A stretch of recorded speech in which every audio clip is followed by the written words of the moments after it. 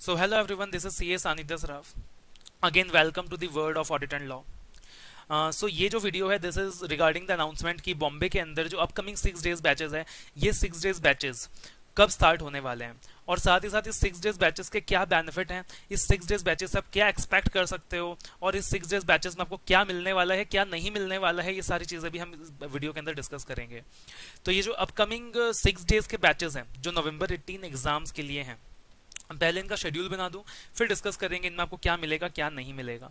तो सबसे पहला जो बैच है that will be starting from 28th of July. 28th of July the location is Andheri Mumbai, the location of is Andheri Mumbai, जहां 6 days के अंदर हम लोग ऑडिट खत्म करेंगे और फिर 6 डेज के अंदर हम लोग लॉ खत्म करेंगे।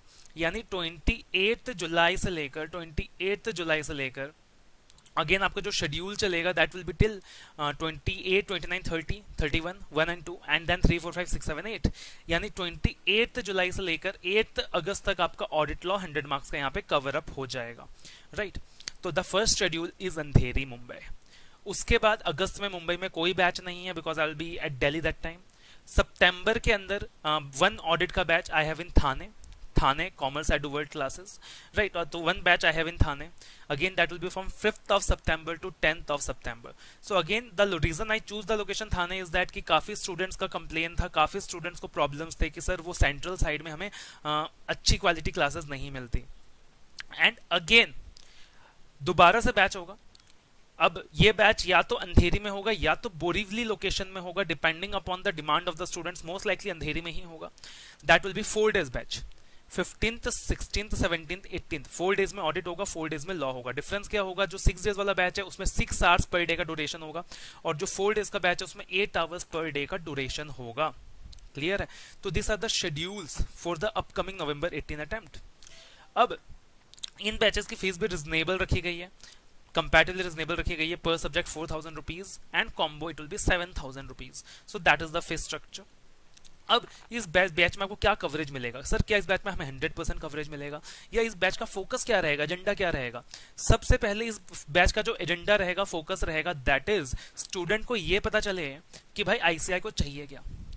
1.5 दिन पहले जो 1.5 डेज है ना, एग्जाम से पहले का जो 1.5 डेज है, उस 1.5 डेज में आपको क्या पढ़ना है, आपको कैसे तैयार करना है, बिकॉज वो 1.5 डेज बहुत ज्यादा मैटर करेगा। आपने पहले कितनी भी पढ़ाई कर ली हो, अगर आपको 1.5 डेज को मैनेज करना नहीं आता ना, यू आर ए फेलियर। तो उस 1.5 डेज को कैसे मैनेज करना है, उस 1.5 डेज में सिलेबस को कैसे 2 बार रिवाइज कर पाना है, उस चीज की प्लानिंग इस 6 डेज में होगी, उस चीज का कंसोलिडेशन इस 6 डेज में होगा। कवरेज के मामले में इट विल बी 90 मार्क्स तक का कवरेज, 90 मार्क्स तक का कवरेज रहेगा। अगेन ऑडिट के अंदर ओल्ड सिलेबस न्यू सिलेबस दोनों के लिए 90-95 मार्क्स का कवरेज रहेगा। लॉ के अंदर ओल्ड सिलेबस के लिए 90 मार्क्स तक का कवरेज रहेगा एंड न्यू सिलेबस वालों के लिए 80 मार्क्स तक का कवरेज रहेगा।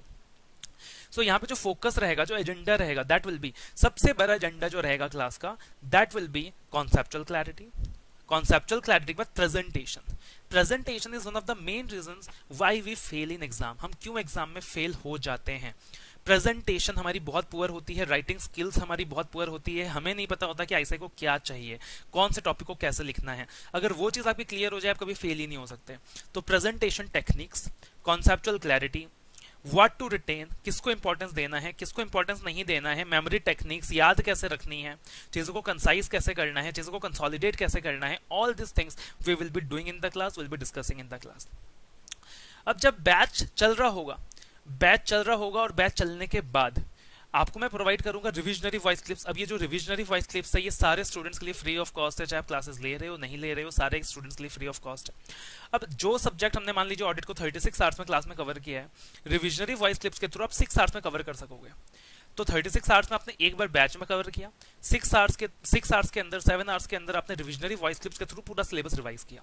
यानी आप चाहो तो इन सब्जेक्ट्स को एग्जाम तक 7-8 बार भी रिवाइज कर सकते हो using this revisionary voice clips. And in batches को ज्वाइन करने की एक कंडीशन है। क्या कंडीशन है सर, आप इन बैचेस को तभी ज्वाइन करना अगर आप कमिटमेंट दिखाने को रेडी हो, अगर आप उनमें फेथ दिखाने को रेडी हो। If you are coming with a faith only then you join for this batches, you enroll for this batches, right because मैं चाहता हूं कि अगर मेरे बैच में 50 स्टूडेंट आ रहे हैं, 100 स्टूडेंट आ रहे हैं, तो भाई हर कोई कमिटमेंट के साथ आए, एक डिटर्मिनेशन के साथ आए कि इस बार मेरे को निकलना है और लॉ ऑडिट में अच्छे मार्क्स सिक्योर करने हैं। अगर वो डिटर्मिनेशन है, वो एटीट्यूड है, और आप बिल्कुल कमिटेड हो कि आप मेरे साथ एग्जाम तक रहोगे, बिकॉज मैं तो आपका पीछे एग्जाम तक नहीं छोड़ने वाला, मैं तो आपके साथ एग्जाम तक रहने वाला हूँ। अगर आप भी डिटरमाइंड हो कि आप भी मेरे साथ एग्जाम तक रहोगे और मेरे हर एक गाइडेंस को फॉलो करोगे, राइट, मेरी हर एक रिक्वायरमेंट मानोगे, मेरी हर एक बात मानोगे, तब जाके this batch is for you, तब जाकर this batch is for you, right. So again, अगर आपको इन बैचेस के लिए एनरोल कराना हो या फिर आउटसाइड स्टूडेंट्स जो हैं वो पेन ड्राइव क्लासेस भी ले सकते हैं ऑल्टरनेटिवली, तो you can contact me at 78380। आप मुझे व्हाट्सअप कर सकते हो ऑन 78380611193, 78380611193।